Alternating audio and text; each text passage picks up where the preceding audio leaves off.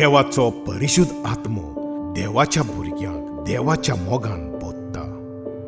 हो बोरवांचो आमकां फुटयना, कित्याक आमकां दिल्ल्या परिशुद्ध आत्म्या उद्देशी देवान आमच्या काळजांनी आपलो मोग ओतला. आयज सोगलीं इल्लोसो मोग मेळचे खातीर धांवतात.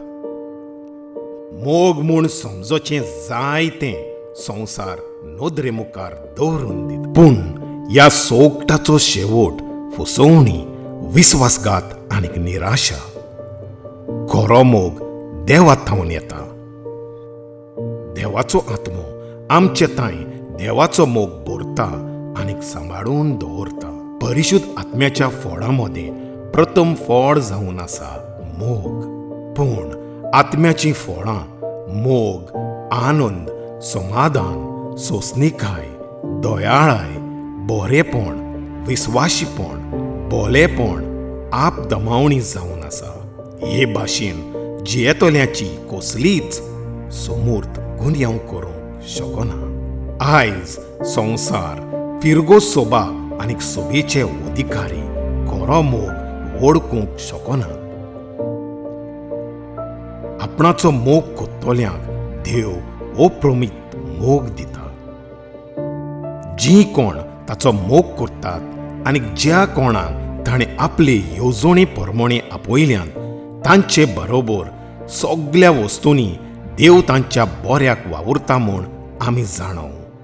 ह्या मोगाचें सुबामपण परिशुद्ध आत्म्या उद्देशी आमचे थंय भरता. फकत देवाचो मोग आमचे थंय भरून उरल्यार आमी आमच्या भावा भयणीचो मोग करूंक शकतले. परिशुद्ध आत्म्या वरवीं आमचे थंय भरता तो देवाचो मोग आमकां देवाच्यो आज्ञा पाळूंक आदार दिता. जाचे थंय देवाचो मोग आसा तो उजवाडांत वस्ती करता. संवसाराचो आनी संवसारांतल्या वस्तूंचो मोग करूं नाकात. संवसाराचो मोग करतात त्या मनशां सोवें बापाचो मोग ना. खरेपणी जाचे थंय परिशुद्ध आत्मो वस्ती करता तो केन्नाच संवसाराचो मोग वो संवसार वो कोणूय मनीस वो कसलीच वस्त दिवंक शकतात त्यो थोडोच वेळ तोगता तसल्या सुखाचो मोग करूंक ताची खुशी आसची ना. जाचे थंय देवाचो मोग वस्ती करता तो देवाच्यो आज्ञा पाळटलो आनी संवसार दिता त्यो वस्तू नाकारतलो आनी ह्या खातीर संवसार ताचो दुस्वास करतलो.